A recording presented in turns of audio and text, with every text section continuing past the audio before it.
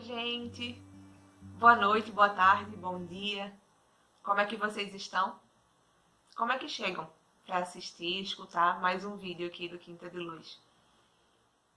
Espero que bem. Espero que dentro do possível, cada um esteja se sentindo o melhor que conseguir. E também para aqueles que não estão se sentindo tão legal hoje, para aqueles que não estão se sentindo tão bem, espero que esse vídeo ajude um pouquinho a se sentir um pouco melhor, a confortar um pouco o coração, oferecer um pouco de alegria, esperança e vontade de se melhorar, cada dia um pouquinho mais. Esse é o nosso trabalho nessa jornada rumo à evolução. E através dessas plataformas digitais, nós, trabalhadores do Quinta de Luz, temos tentado levar um pouquinho dessa mensagem de afeto, de amor, de respeito e de caridade para todos os corações que se disponibilizam para escutar essa mensagem que é fundamentalmente o que a nossa doutrina quer passar. Quando eu estava pensando sobre o que conversar com vocês hoje, sobre qual seria o próximo vídeo a fazer, eu pedi ajuda. Eu fiz, por favor, que me venha uma inspiração para de repente falar sobre um assunto legal, um tema que seja importante nesse tempo de coronavírus, em que a gente está sendo desafiado a enfrentar tantos novos desafios, tantas novas coisas esquisitas, tantas novas adversidades, né? Tantos novos modelos e formas de estar no mundo. Mas também um tema que seja importante e interessante, não apenas para esse momento, mas que seja um tema em que a gente possa continuar discutindo de outras maneiras e que tenha desdobramentos, talvez. E aí ver que coincidência. Quando eu fui fazer o meu evangelho no lar, caiu um texto que eu fiz. Tá aí? É sobre isso que eu vou falar? O texto do evangelho tá no capítulo 25. Busquem e vocês encontrarão. Nada é à toa, né? E é no trecho que se chama Não se inquietem com a posse do ouro. Eu vou ler para vocês, para a gente começar a nossa conversa a partir daí. Eu não vou ler tudo, é um texto razoavelmente grande, então eu vou ler 3 pedacinhos deles que vão se encaixar, tá certo? Então vamos lá. Não se preocupem em possuir ouro ou prata, ou qualquer outra moeda em seu bolso. Não preparem mantimentos para a viagem, nem 2 roupas, nem sapatos, nem cajado, pois aquele que trabalha merece ser alimentado. Em qualquer cidade ou aldeia que entrarem, procurem saber quem é bastante digno para hospedá-los, e permaneçam lá até irem embora. Ao entrarem na casa, devem saudá-la dizendo que a paz do Senhor esteja nessa casa. Se essa casa for digna, a paz que trouxeram cairá sobre ela. E se ela não for digna, a paz voltará para vocês. Jesus diz, procurem se informar sobre quem é digno para hospedá-los. Ou melhor, quem é bastante humano para hospedar um viajante que não tem com o que pagar, porque esses serão dignos de ouvir a palavra que vocês trazem, e é pela caridade que serão reconhecidos.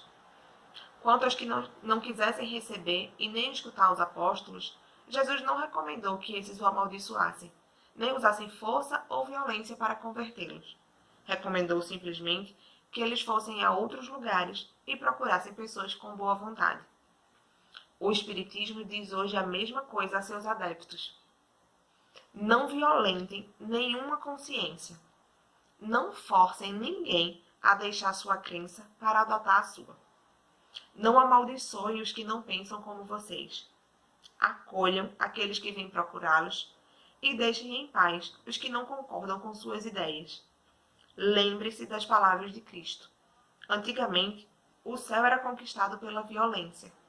E hoje, ele é conquistado pela caridade e pela brandura. Quando eu li isso, imediatamente eu pensei que era o momento da gente falar sobre tolerância. Imediatamente eu pensei que era o momento da gente falar sobre as tantas possibilidades que a gente tem de conviver com todos e tudo que é diferente de nós e aprendermos com isso. A gente aprender que a construção de cada identidade começa desde que começamos a existir, desde que começamos a habitar esse planeta. No momento que a gente nasce, quando a gente é um bebezinho, a gente é completamente imaturo, indefeso, mais do que imaturo, prematuro, né? Sem ter condições maturacionais para enfrentar os desafios do mundo. A gente precisa ser cuidado. A gente precisa ser investido para que a gente possa, depois de algum tempo, chegar a poder investir. A gente precisa se reconhecer como cuidado para que a gente possa depois cuidar. A gente precisa ser enxergado, ser olhado para que a gente possa depois enxergar e olhar. A vida não acontece simplesmente em mim e nem no outro. A vida acontece nesse espaço intermediário entre eu e o outro, entre nós. Nós habitamos juntos. Nós respiramos juntos. Nós construímos história, construímos o mundo juntos.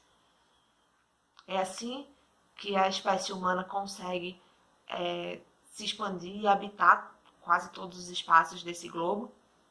É assim que a gente consegue construir criativamente novas formas de estar nesse mundo mesmo. Porque se a gente for parar para pensar, tantas outras espécies simplesmente existem, mas nós humanos criamos. A gente cria novas condições de nos relacionarmos, a gente cria novas condições de experimentarmos as coisas, experimentarmos o mundo. A gente cria arte para acalentar e apaziguar os nossos sentimentos. A gente cria poesia para dar tom, cor, forma e organização ao nosso caos, à nossa beleza. Porque até mesmo tudo que é belo demais, às vezes, fica meio encandeante, né? As palavras dizem o que elas querem dizer. Essa é uma coisa que fica sempre na minha cabeça. E elas têm poder. Elas têm poder de amparar, de curar, de transformar. As palavras criam realidades. E as realidades são infinitas, múltiplas, diversas.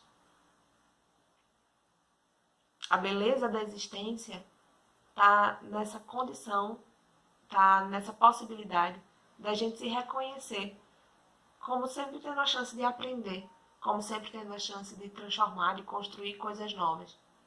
Por que será que pra gente às vezes é tão difícil olhar para o diferente? Quando se a gente parar para pensar, na verdade, tudo e todos somos diferentes e aí tá a beleza, né? Às vezes a gente fica pensando que só existe uma única forma de se relacionar com Deus. Às vezes a gente fica pensando que só tem uma única forma de ser família.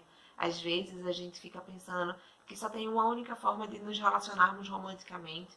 Às vezes a gente fica pensando que só tem uma única forma de ter sucesso profissional.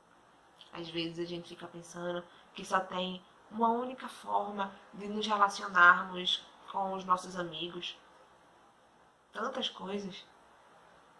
E aí a gente adoece. A gente cai em padrões que enrijecem a nossa possibilidade de sermos flexíveis. Olha só. Quando a gente podia se ampliar, crescer e se multiplicar. Como num jardim. Vocês já viram jardim de uma flor só ser bonito? Pode até ser bonito, mas é cansativo também. Agora um jardim com um monte de flor diferente, um monte de formato, cor e cheiro. Chega entusiasmo a gente. Encanta os nossos olhos, encanta todos os nossos sentidos. É na diversidade que a beleza se revela. É na diversidade que o encantamento e que o infinito de possibilidades se revela. A gente constrói a vida desse jeito. Quando a gente quer regrar muito, quando a gente quer ter certezas absolutas, a gente começa a se enrijecer e a gente começa a perder a chance de aprender. E no final das contas, essa é a grande questão, essa é a grande proposta da nossa encarnação: aprender, crescer e evoluir. Todo mundo que tem certezas absolutas é porque parou de fazer pergunta. A gente já conversou um pouco num vídeo anterior sobre a chance que a gente tem de sempre questionar. O Espiritismo propõe isso pra gente. Questionem, busquem. Não se cansem de duvidar até. Não se cansem de buscar entendimento. Uma certeza absoluta tira a nossa chance de ir além. É bom a gente saber. Mas melhor ainda é a gente descobrir, né?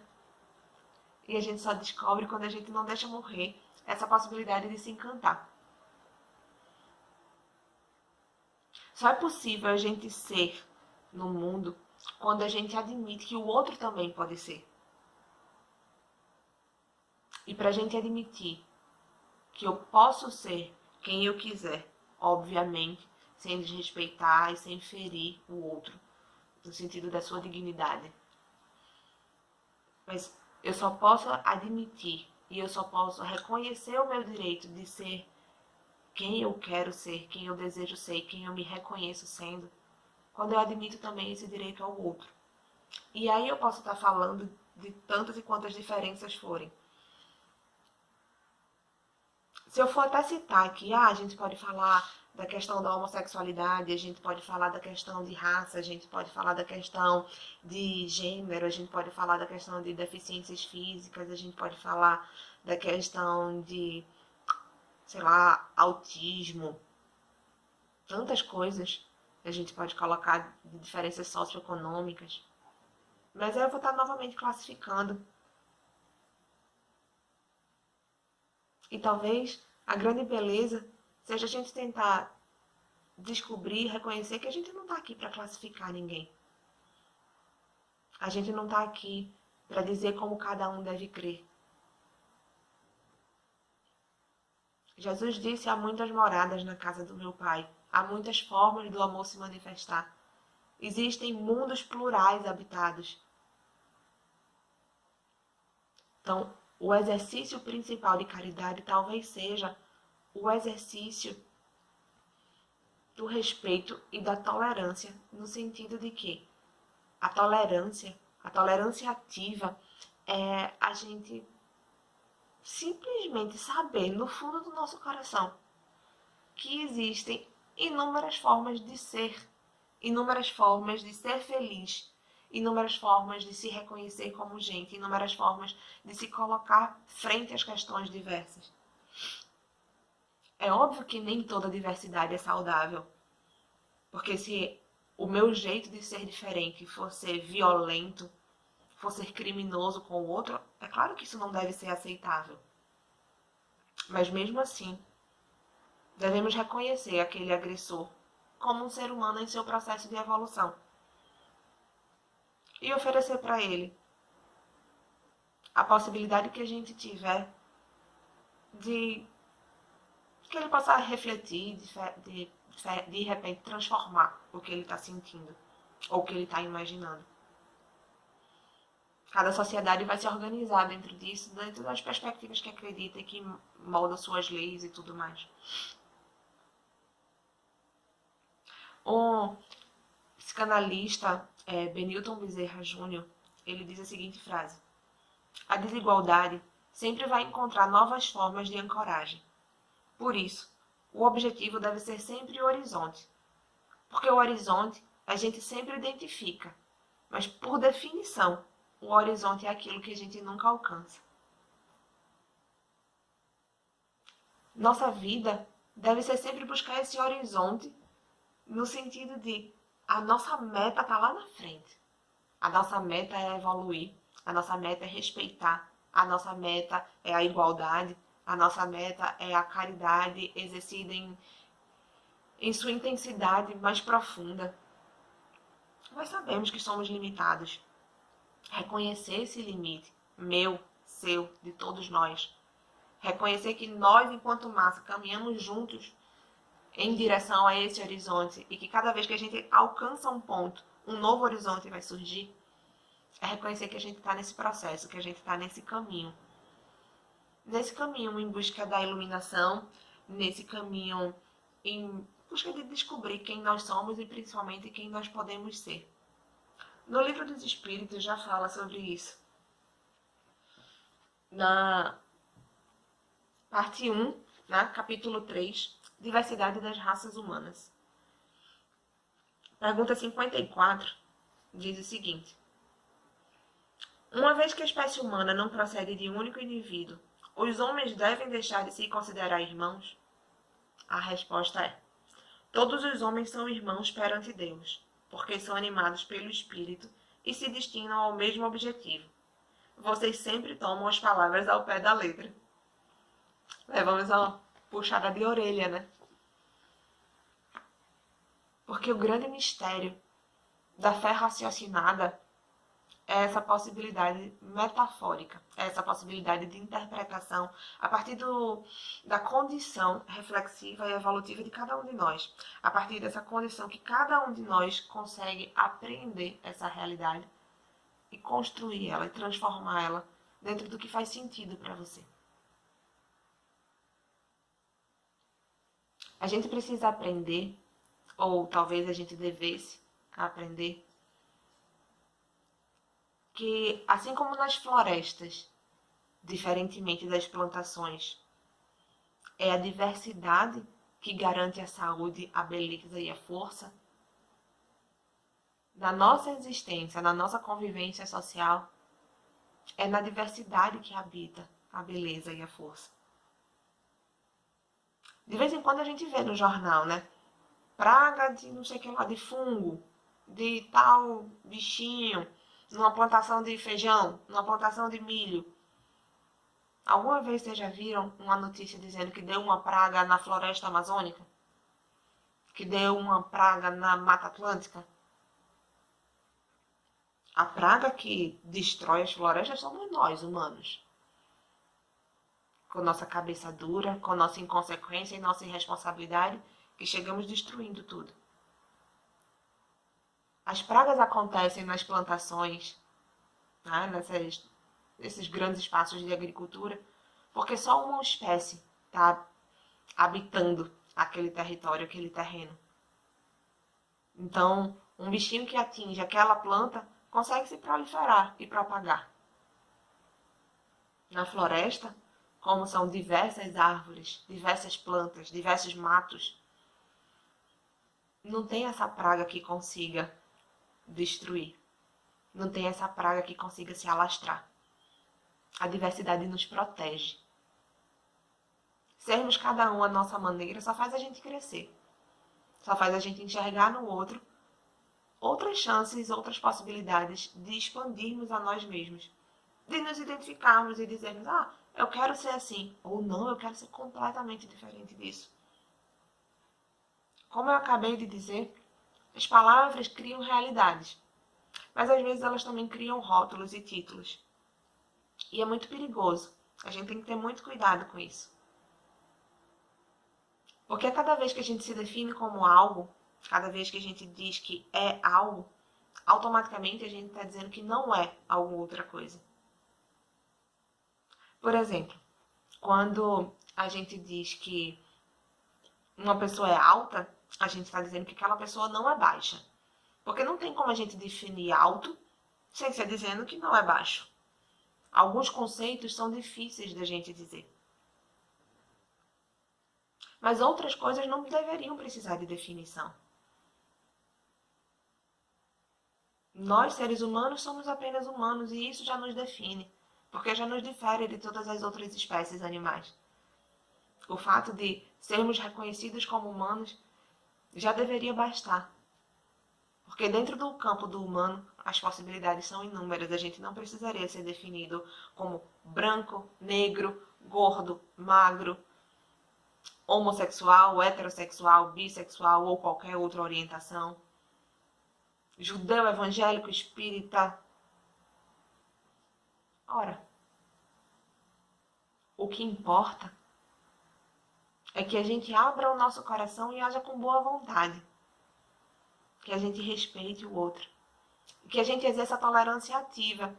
E aí quem fala sobre isso é o historiador Leandro Carnal, em que ele diz que a gente precisa ter essa tolerância ativa, que é respeitar verdadeiramente o outro, do jeito que o outro é. E não naquela história de, eu aceito, eu respeito, eu tolero, contanto que não esteja próximo a mim, contanto que não interfira no meu trabalho, contanto que não interfira na minha rotina cotidiana, contanto que não me abale. Estamos todos sempre na fronteira. Estamos todos sempre nessa relação de mútua troca. Como eu disse, é nesse espaço intermediário que a vida acontece. É nesse espaço entre pessoas que o mistério, que a magia, que a beleza se revela. Porque aí tudo pode acontecer. Que tal se a gente parasse um pouquinho para refletir? Para refletir sempre sobre tantos eus que existem dentro de mim. E como é que eu estou olhando para eles? Como é que eu estou sentindo o jeito de cada um deles ser? Como é que eu estou escolhendo me posicionar? Os desafios nesse tempo de quarentena, nesse tempo de pandemia, tem sido também tolerar o jeito do outro, né? Daquele que mora com a gente, daquele que trabalha com a gente. Afinal de contas, estamos todos submetidos a uma rotina muito estressante, muito diferente da que a gente estava habituado. Tem sido um exercício de muita boa vontade. Acho que, no final das contas, me parece que aos pouquinhos a gente está começando a se sair bem nisso. A gente está começando a poder refletir, poder parar e escolher com mais sabedoria como devemos seguir. A mensagem que eu quero deixar para vocês hoje é de que cada um, dentro de si, sabe o que é a sua verdade. Escutem os seus corações. Cada vez que a gente escuta o nosso coração, a tendência é que a gente faça a escolha correta. Não existem preconceitos, não existem intolerâncias no mais profundo dos nossos sentimentos. Nós, humanos, somos plurais. E está em nós a condição, a possibilidade e a chance de sermos tolerantes, de exercitarmos essa caridade, essa brandura, para que o amor possa se expandir sempre. É esse recado que eu tinha para vocês hoje. Espero que fiquem bem e a gente se encontra logo mais. Um abraço para todo mundo.